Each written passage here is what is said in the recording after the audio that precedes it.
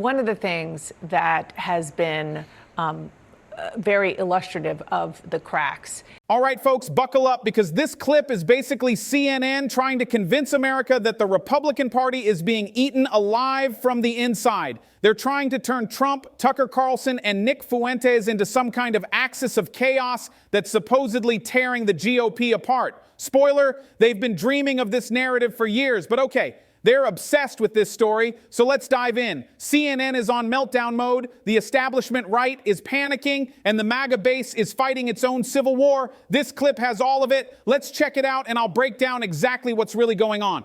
Is the Nick Fuentes issue, and the fact that Tucker Carlson hosted Nick Fuentes, who is a white supremacist and a racist and anti-Semite. I mean, all of the ists and the isms, that's what this guy is. Here we go. CNN speed running the entire list of moral buzzwords before the clip is even warm. White supremacist, racist, anti-Semitic, all the isms. It's like they've turned the man into a walking hate Mad Libs look. Nobody is defending Fuentes' wild statements. But CNN can't resist the chance to lump Trump and Tucker into that same bucket by association. It's their favorite tactic. If someone somewhere said something bad and you didn't drop an anvil on their head instantly, congratulations, or you're a secret sympathizer. And honestly, notice how they never actually address why Tucker interviewed him.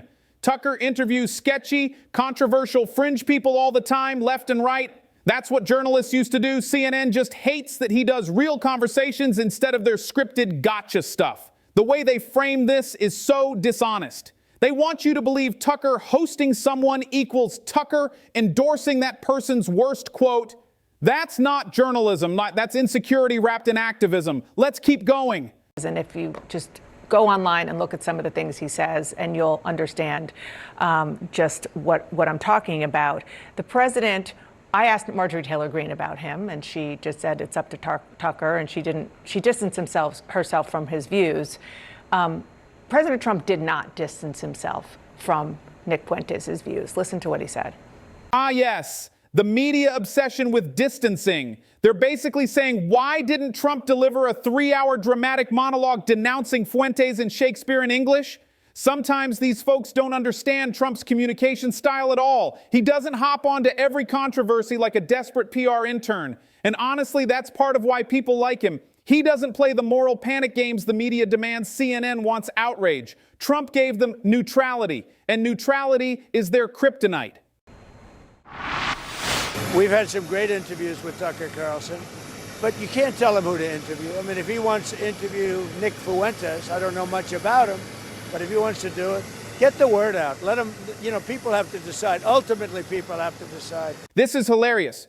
Trump gives the most normal free speech answer possible. Tucker interviews whoever and people can decide, and CNN melts like someone unplugged their life support. Think about the irony here. These are the same people who scream democracy dies in darkness, yet they panic at the idea of letting the public see or hear an extremist so they can form an opinion. Isn't sunlight supposed to be the disinfectant? Suddenly, no. Trump defending open conversations is now dangerous. Also, Trump saying, I don't know much about him. Classic Trump move.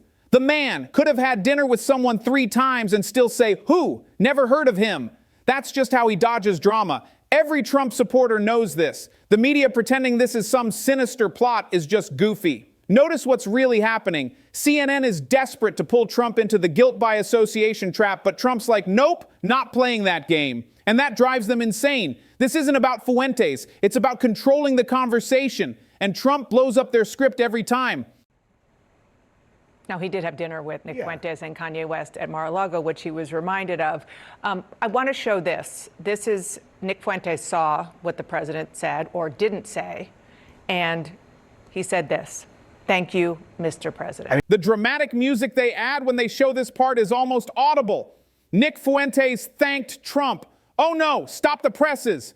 Newsflash, public figures get thanked by people they don't know all the time. It doesn't mean they're BFFs plotting a political coup in a candlelit basement. CNN is acting like Fuentes saying thanks is some kind of secret message from Voldemort, guys. Relax, not every interaction is a conspiracy. It is pretty remarkable. I mean, for Trump to say, I don't know who he is come on. I mean, this is the leader of his party. This is someone who consumes so much media. And this is something that has been dividing his base so intensely since Tucker Carlson had this interview. So that is just doesn't seem any bit of reality, but also, I guess, not a total surprise. But, the president also talked about, I had dinner with him and Kanye West. Kanye West has also spewed terrible anti-Semitic rhetoric, just like Nick Fuentes, and Trump didn't seem to distance himself from that. But I think this is indicative of him not wanting to stop the fractures within the MAGA movement that are becoming wider and wider by the day. Yeah, and if you remember during the campaign, after that dinner with Nick Fuentes and Kanye West at Mar-a-Lago, there was a large freakout within Trump's senior staff trying to put in new protocols. I wrote about this in my book at the time. They were really concerned that people were getting to Trump, and they set up protocols to try to keep those sorts of people away from him. And so this, Jackie, to your point, this is convulsing the MAGA movement, the conservative wing of the party. Convulsing. That is such an intentionally dramatic word. They talk like MAGA is having a seizure on the floor because Tucker interviewed someone. Here's the reality. The conservative movement is evolving. Some people are more populist, some are more establishment, some are pure MAGA. That's called a movement with depth. CNN is just desperate to plant the idea that any disagreement equals total collapse. Meanwhile, the Democratic Party is over there eating each other alive, but CNN never uses words like convulsing for them. And it's a concern because for Trump and the Republicans, because they've been so united behind him at every step of the way, and we're seeing so many fractures. Yeah, and exactly. And the question, one of the reasons why it's so important right now is where is this movement going to go? And the fact that Tucker Carlson has ended up where he is right now, having people like Nick Fuentes and others who are really openly vile in some cases, in other cases just wholeheartedly America first, and only America first, that really poses the question of where it goes. President Trump last night weighed in on a festering issue that has caused something of a civil war within the Republican Party.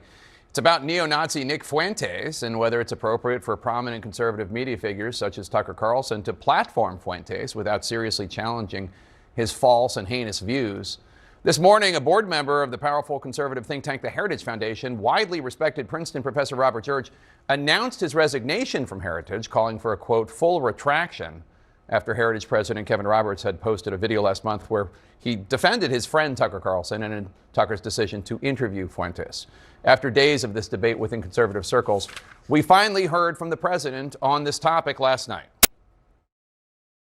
We've had some great interviews with Tucker Carlson, but you can't tell him who to interview. I mean, if he wants to interview Nick Fuentes, I don't know much about him, but if he wants to do it, get the word out. Let him, people have to decide. Ultimately, people have to decide. The neo-Nazi Nick Fuentes replied on Twitter or X, quote, "Thank you, Mr. President." So there we have it. President Trump expressing no issues with neo-Nazi Nick Fuentes. Classic CNN framing. If you don't say exactly the sentence we want, in the exact tone we want, with the exact wording we approved, you must secretly agree with the extremist Trump didn't praise Fuentes. He didn't endorse Fuentes. He simply didn't jump into CNN's panic cyclone. They treat Trump like he's obligated to respond emotionally on cue, like he's acting in their soap opera. Sorry, he's not on your payroll. He's not auditioning for a role in The View. Not giving CNN the reaction they want isn't evidence of guilt, it's evidence of independence. Who has expressed an affinity for Adolf Hitler and regularly traffics in racist, sexist, anti-Semitic filth. Now, some conservatives, such as Senators Ted Cruz and Senator Mitch McConnell, have criticized Tucker Carlson for his very friendly, lengthy interview with Nick Fuentes. Other Republicans have not been so blunt in their condemnation of Fuentes or Carlson, or even condemned either of them. Vice President J.D. Vance, considered the next leader in the MAGA line of succession, he's no stranger to questions about Republicans espousing anti-Semitism in the last few months, following the Young Republicans texting scandal, which was first reported by Politico, which included one message where one of the Young Republicans said, quote, "I love Hitler." Vice President Vance characterized those expressing outrage as, quote, pearl clutching, and the vice president repeatedly referred to the participants as kids, even though the ages of the people in the group range from 18 to 40. Fuentes is, of course, a Nazi of a more loathsome order than those on that text chain, and he has a history of going after not just Jews, but Vice President Vance. He said a number of nasty things about his wife. Vance himself called Fuentes a total loser in a 2024 CBS interview before the election, after Fuentes attacked his wife Usha Vance and her Indian heritage. Here's just one of these vile moments, a quick warning to our viewers, this condemnation of Vance by Fuentes is not pleasant to listen to. Now they're all in favor of a fat race mixer who's married to a Jeet who named his son Vivek. Now, this week and last, I repeatedly asked Vance's office for any comment about this internal war about Fuentes, specifically about Tucker Carlson platforming Fuentes, and there was no response. This weekend, Vance did weigh in on something related to this issue. It had to do with another member of the Carlson family, Tucker's son Buckley, who works for Vance. And he, Vice President, attacked just some rando on Twitter as a, quote, scumbag, because this woman claimed that Tucker's brother idolizes Nick Fuentes and questioned whether Tucker's son Buckley, who works for Vance, is a vile bigot, too.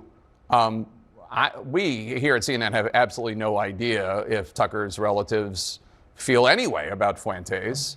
But it is clear from recent Twitter posts that his brother, also named Buckley, supports Tucker's platforming of Fuentes. Again, in August 2024, a few months before being elected, Vice President Vance condemned Fuentes. But since then, since the inauguration, Vice President Vance has weighed in on these issues only to defend people using anti-Semitic or racist language. He certainly hasn't called any of them scumbags. So on this Republican civil war, on whether it's okay to platform Nazis or espouse anti-Semitism, President Trump has weighed in, as has Vice President Vance. President Trump clearly leaning on the idea of free speech to make his point. Yet at the same time, Trump, of course, has no problem trying to get comedians who make fun of him fired. Clearly, neither President Trump nor Vice President Vance are shy about attacking or insulting anyone they don't like. They have opted to not do so when it comes to Nazis like Nick Fuentes. At a time when hate crimes against Jewish Americans are only rising in the United States, the president and the vice president, when it comes to this civil war, they've made their views clear. They're not going to condemn Nazis. They're not going to condemn those who platform them. And there it is, the grand finale. CNN's thesis statement: Republicans refuse to condemn Nazis. This is the level of discourse we're dealing with. It's so childish, so sensational, and so disconnected from the actual GOP voter base that it borders on fan fiction. Nobody in the Republican Party is out here supporting Nazis. Nobody is asking for Fuentes to be the new RNC chair. This is CNN taking the most extreme example possible and pretending it represents millions of regular conservatives who are just trying to buy groceries and go to work. They're manufacturing a moral emergency because they're terrified that Trump's movement is still strong and growing. My panel joins me now. Thanks so much. And that's the big picture here. CNN isn't reporting on a civil war. They're trying to create one. They want Trump versus Tucker versus MAGA versus everyone else because divided Republicans are easier to beat. But most conservatives see through this stuff. What CNN calls fractures, normal people call free thinking. Let me know what you think. Is this a real divide in the GOP or just CNN doing CNN things? Drop a comment, hit like, subscribe if you want more straight up commentary without the corporate spin. See you in the next video.